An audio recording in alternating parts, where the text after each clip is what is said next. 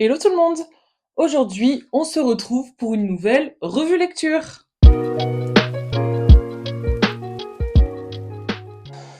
Et je vais vous parler d'un banger absolu qui est sorti il n'y a pas très longtemps par la maison d'édition Addictive, Addictasie plutôt, une branche de la maison Addictive, donc là où ils font de la romantaisie.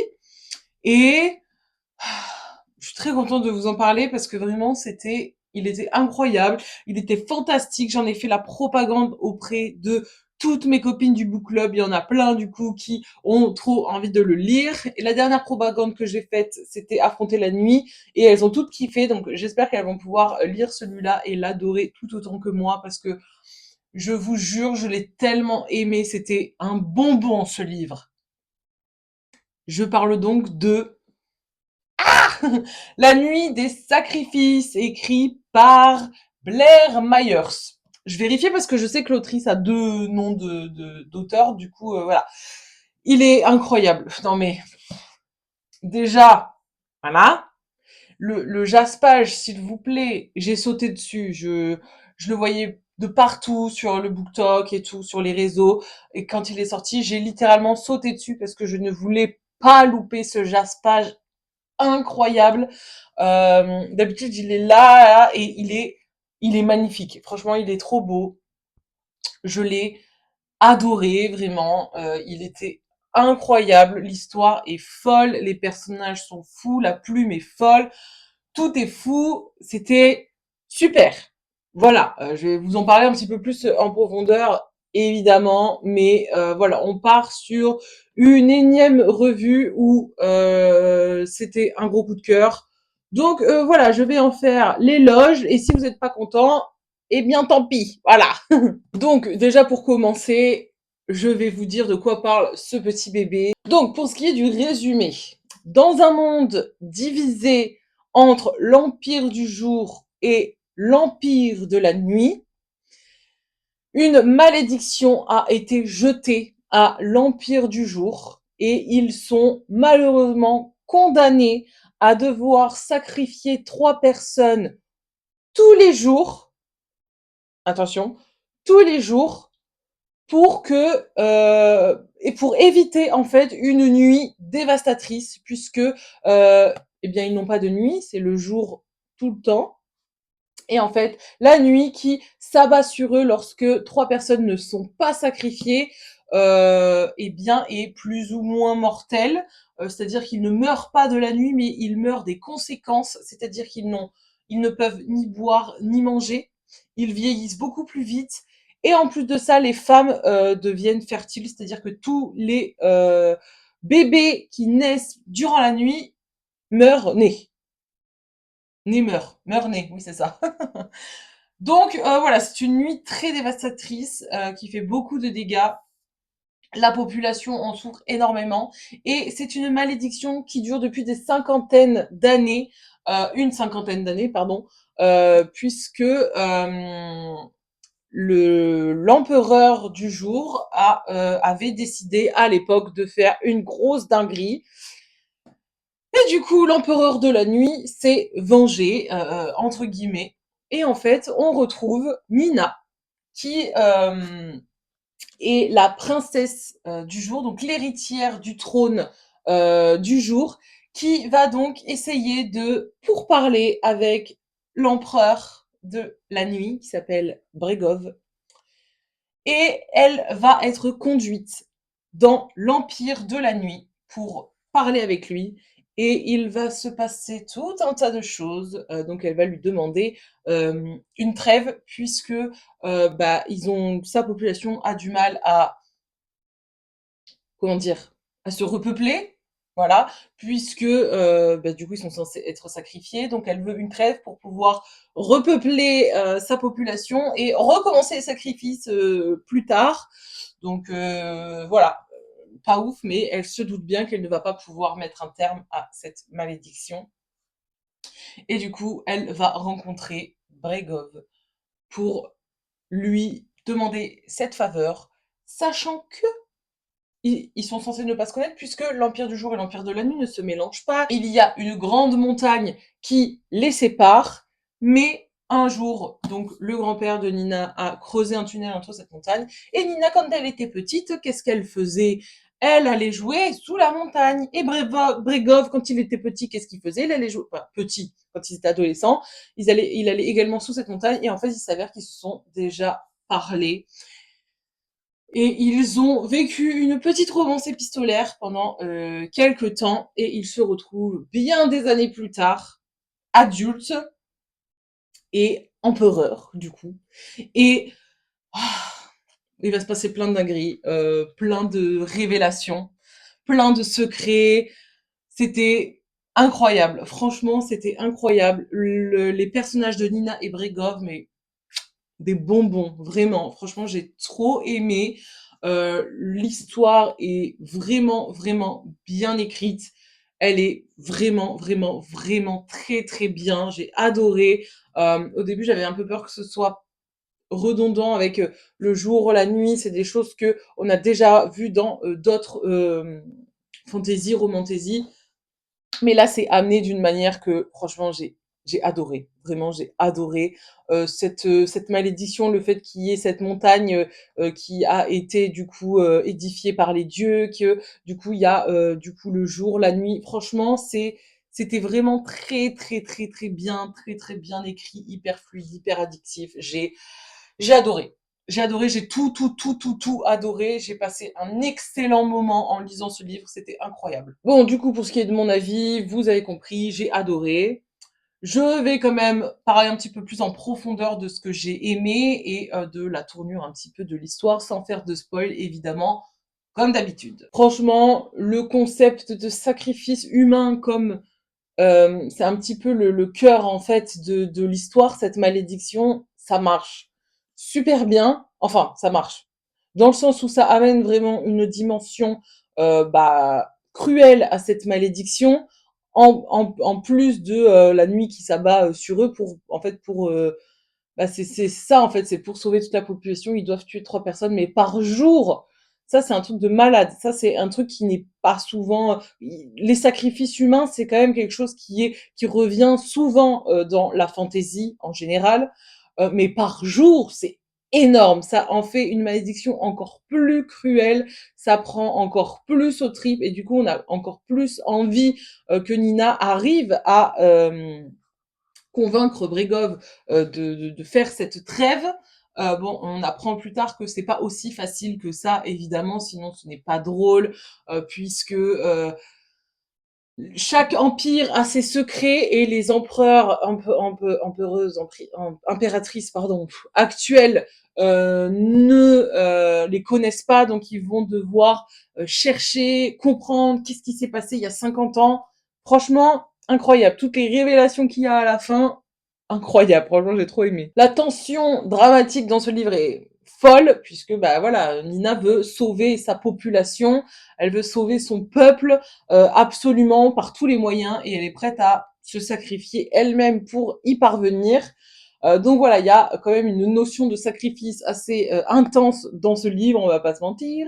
L'opposition entre le jour et la nuit, l'empire du jour, l'empire de la nuit est incroyable, avec cette montagne frontière qu'ils n'ont pas le droit de traverser, qui est donc édifiée jusqu'au fond des cieux, mais qui du coup un jour a réussi à être du coup contourné entre guillemets, puisque en fait le grand-père de Nina a réussi à détruire une montagne frontière. Donc à la base il y avait 3 empires, jour, nuit et demi-ciel, où les gens vivaient et la jour et le jour et la nuit, donc comme nous entre guillemets.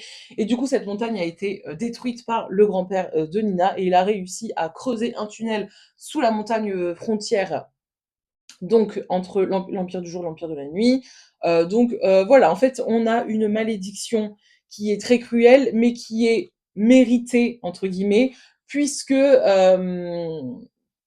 l'empereur du jour a demandé à l'empereur de la nuit de l'aider à faire la guerre à l'empire du demi-ciel, et du coup l'empire de la nuit a perdu beaucoup de soldats, et il est donc évident que l'empire du jour en paie les conséquences par le prix du sang. Voilà. Donc franchement ça, cette malédiction est très bien faite, très bien tournée, j'ai adoré et du coup, l'opposition entre le jour et la nuit, ça c'est vraiment un truc que j'adore dans les fantasy, hein, ce puisque du coup, on a le côté très solaire, et le côté très sombre, bah, évidemment le jour et la nuit. C'est aussi une super métaphore du coup pour, les opposés satires. Franchement, c'était vraiment très, très bien. Le concept là, l'histoire là de la malédiction et du jour et de la nuit était incroyable. J'ai rien à dire sur ça, c'était parfait. Le Enemies to Lovers, mes amis, le Enemies to Lovers. Ah. Bah, en fait, c'est un ouais, si, c'est un Enemies to Lovers, même si quand ils étaient plus jeunes, ils étaient déjà lovers, mais en fait, ils connaissaient pas leurs identités. Donc, c'est quand même un Enemies to Lovers puisqu'ils sont ennemis à la base, hein, du coup, le jour, la nuit, ils sont pas censés se mélanger. Évidemment, ils vont se mélanger. Mais franchement, le Enemies to Lovers est incroyable. La tension est magnifique. Les joutes verbales, magnifiques. Cette relation, cette attirance entre Nina et Bregov est incroyable. Franchement, j'ai trop aimé ces 2 personnages, j'ai trop aimé cette attirance, cette tension, cette relation. Franchement, c'était très, très, très, très bien écrit, vraiment. Très intense, franchement, très, très, très intense. C'est vraiment ce que je peux, retenir quand même de ce livre, c'est, l'intensité, que ce soit du, world building, mais également de la relation entre les protagonistes. Heu, un bonbon, hein, vraiment, je vous jure, je l'ai dégommé tellement déjà je l'attendais avec une impatience folle, mais alors, mais je l'ai lu, mais c'était incroyable. Genre, j'avais pas envie de m'arrêter. Vraiment, à la fin, j'étais là, non, je veux pas les quitter. C'était trop génial. Évidemment, il y a un bon rythme entre la romance et l'histoire elle-même. Je trouve que c'est plutôt bien équilibré. C'est vrai que c'est quand même beaucoup basé également sur la relation entre Bregov et Nina, mais c'est vrai que comme il y a tout ce truc autour de c'est une romance interdite puisque l'Empire du jour, l'Empire de la nuit, je le rappelle, tout ça, ils sont pas censés bah, ils sont pas censés se voir, ils sont pas censés s'aimer, ils sont pas censés s'attirer, ils sont censés rien du tout, quoi. Ils sont censés se détester, et ce qui n'est pas trop le cas, en fait. Enfin, d'un côté, oui, mais d'un autre côté, non. Donc, voilà, c'est quand même centré là-dessus, mais il y a énormément de contexte historique, donc à la fin, on comprend tout. La malédiction, la magie, le truc, le si, on comprend absolument tout, et c'est fabuleux. Honnêtement, c'est fabuleux. L'histoire est géniale. Le rythme est super bien, la plume est fluide. Franchement, j'ai trop, vraiment trop aimé. Tellement de bons côtés, tellement, franchement, cette histoire fonctionne tellement bien. J'ai pas trouvé qu'il y avait de couacs ou de choses qui me faisaient un petit peu tiquer. Je l'ai dévoré vraiment, il était incroyable. Le seul petit truc, c'est qu'il y a quand même pas mal de smut, on va pas se mentir, que ce soit du pré-smut. C'est un peu bizarre de dire ça, mais voilà, il y a quand même beaucoup de tensions, évidemment. Ça me pose jamais de soucis. C'est vrai que là, il y a quand même pas mal de scènes, mais après, c'est pas... Enfin, honnêtement, ça va. C'était pas très, très grave. Du coup, vous l'aurez compris, j'ai trop aimé. Maintenant, je vais passer aux personnages, donc Nina et Bregov. Les personnages secondaires, ils sont bien. Ils sont bien, mais voilà, ils sont là pour l'histoire, mais ils apportent pas quelque chose incroyable de par leur personnalité, honnêtement. Du coup, je vais m'attarder sur Nina et Bregov. Nina, hyper badass. Franchement, hyper badass. Très, a un caractère très, très, très fort, très présent, le sens du sacrifice. Elle sait se battre, elle a envie de sauver son peuple. Franchement, j'ai adoré ce personnage. Un petit peu moitié douceur, moitié piquant. Enfin, franchement, c'était très bien. Elle est très nuancée. J'ai adoré. C'est vraiment une héroïne forte qu'on aime admirer puisque elle va tout faire pour sauver son peuple de cette malédiction sanglante. Et par tous les moyens, elle veut y arriver. Elle est quand même très respectée du coup dans son empire et elle arrive à se faire respecter dans l'Empire de la Nuit et ça c'est très fort honnêtement. j'ai adoré ce personnage. Je trouve que, son caractère est très profond, on en sait beaucoup sur, ses peurs, ses doutes, ses envies, ses désirs. On en apprend beaucoup aussi, à la fin sur la souffrance qu'elle a pu vivre quand elle était plus jeune. C'est vrai que c'est quelque chose qui est, un peu moins exploité parce que c'est pas la chose principale du roman, mais ça rajoute quelque chose au personnage et déjà tout le long de l'histoire, j'ai adoré, mais c'est vrai qu'à la fin, je l'ai encore plus aimé parce qu'on apprend vraiment beaucoup, beaucoup, beaucoup de choses sur elle, dont on se doutait pas forcément. Certaines choses, oui, mais d'autres non. Et franchement, j'ai adoré ce personnage qui est hyper intéressant, hyper humain, très badass, hein, franchement, j'ai adoré Nina. Pour ce qui est de Bregov, ah là là, Bregov. Il est un bonbon. Voilà, c'est comme ça, vraiment, mais franchement, j'ai pas les mots. J'ai pas les mots pour le décrire tellement je l'ai aimé. C'est le gars qui est monté sur le trône très jeune, qui du coup, à qui on a appris d'être très froid, de pas montrer ses émotions alors qu'il en a tout un tas. Franchement, il se veut cruel aux yeux de l'Empire du Jour, mais il ne l'est pas du tout. Il est incroyable avec son peuple, très gentil, très bienveillant, très conciliant. Hem, il veut tout faire pour le bien-être de sa population. Franchement, c'est un homme bon, c'est un homme incroyable. Enfin franchement, je l'ai trop aimé. Il aurait très bien pu, tuer directement Nina quand elle est arrivée, mais il ne l'a pas fait, il l'a laissé parler. Il a mis ses conditions évidemment, mais enfin, de toute façon, une fois qu'il a su qui c'était, dans tous les cas, il ne pouvait pas la tuer, hein, évidemment, puisqu'il était amoureux d'elle quand il était jeune. Voilà, c'est quelqu'un de très, très, très humain, de très nuancé également, avec un super caractère. Franchement, j'ai trop aimé. J'ai trop, trop, trop aimé Bregov. J'ai trop aimé en fait la dualité de sa personnalité, c'est-à-dire l'empereur ennemi qui doit subvenir aux besoins de son empire et qui du coup est censé respecter entre guillemets voilà les anciennes coutumes, etc. Et l'être vulnérable qu'il est derrière sa carapace et qui ressent tellement de choses pour Nina. Et franchement, incroyable. Franchement, j'ai vraiment trop aimé ce personnage et puis, bah, il est décrit mais tatoué de la tête aux pieds, avec, du coup, les cheveux foncés un peu bouclés. Ah non, mais vraiment la description physique est miam. Franchement, j'ai trop, trop adoré et du coup, pour ce qui est de leur relation, bah, c'est le enemies to lovers par excellence, vraiment.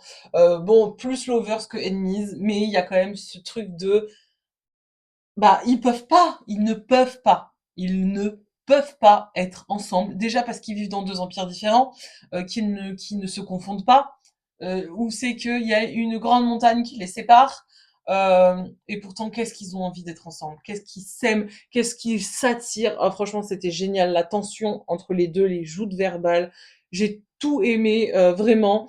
Il y a des scènes qui sont vraiment incroyables qui était hyper intéressante à lire, avec tellement d'émotions. Franchement, c'était génial. J'ai vraiment trop aimé, cette relation, cette attraction, vraiment entre les 2 qui n'arrivent pas à comprendre, ils veulent arrêter de s'attirer, mais ils n'y arrivent pas. Franchement, c'était génial. Franchement, il y a vraiment un certain équilibre entre, bah, cette attirance, cette romance et aussi, bah, le rappel qu'ils sont censés être ennemis, qu'il y a une malédiction, jetée par l'Empire de la Nuit sur l'Empire du Jour, une certaine vengeance, la peur d'être trahi. Tout ça en même temps, ça renforce encore plus la tension et le côté dramatique de leur relation parce qu'on se dit: «Mais en fait, ils pourront jamais être ensemble» puisque là, pendant cette aventure, hem ils peuvent entre guillemets, ils sont pas ensemble, hein, mais ils peuvent du coup, faire des choses, bref. Mais du coup, une fois que tout ça, entre guillemets, ça sera terminé, Nina est censée rentrer chez elle et ils sont plus censés avoir aucun contact. C'est ce que leur peuple veulent, mais ils n'y arrivent pas, ils n'arrivent pas à s'y résoudre et du coup, il y a plein de retournements de situation, de révélations, de machin et franchement, c'est une relation que j'ai adorée. Je pense que c'est une des relations avec la tension, que j'ai préférée parce que vraiment ce côté interdit, c'est un truc que j'aime beaucoup et là, c'était tellement bien écrit, tellement bien, reflété, franchement, j'ai adoré. Je vous le conseille vraiment à 1000. Il est incroyable. Vraiment, l'histoire est folle, les révélations sont folles. Vraiment, si vous aimez la romantasy, le monde est pas trop compliqué, donc franchement, pour débuter la romantasy, c'est génial. Il y a pas 8000 personnages, il y a pas 8000 mondes, il y a pas 8000 trucs de magie. Franchement, c'est plutôt simple à comprendre et bah, vraiment, c'est un one shot. Voilà, c'est un one shot et ça, c'est extraordinaire en romantasy parce que d'habitude, il y a toujours 8000 tomes et là, il y en a qu'un seul et tout est très bien expliqué, tout est très bien dosé. Franchement, je le conseille à 800% tellement il est incroyable. Du coup, on va passer, pardon, aux points positifs, points négatifs. Je vais commencer par les points négatifs. Du coup, pour moi, il y en a pas parce que j'ai tout aimé. Franchement, j'ai l'impression d'être redondante là. Les derniers, non, pas tous, mais beaucoup des derniers livres que j'ai lus, c'était des bangers. Bon, c'est pas ma faute, hein, mais voilà, du coup, j'ai l'impression de pas être très objective, mais c'est pas grave. Du coup, le seul point négatif que je vais mettre, c'est que le smut est quand même vachement présent. Donc, si vous aimez pas trop ça, c'est un peu, des fois, c'est un peu trop. Du coup, voilà, les scènes de tension, moi, ça me pose aucun souci. Mais c'est vrai que quand il y a vraiment trop de smut, des fois, ou trop rapidement, des fois, ça peut être un peu lourd. Mais bon, après, ça va. Franchement, ça va. L'histoire est tellement bien que j'ai passé outre les scènes de smut, des fois un peu trop, voilà.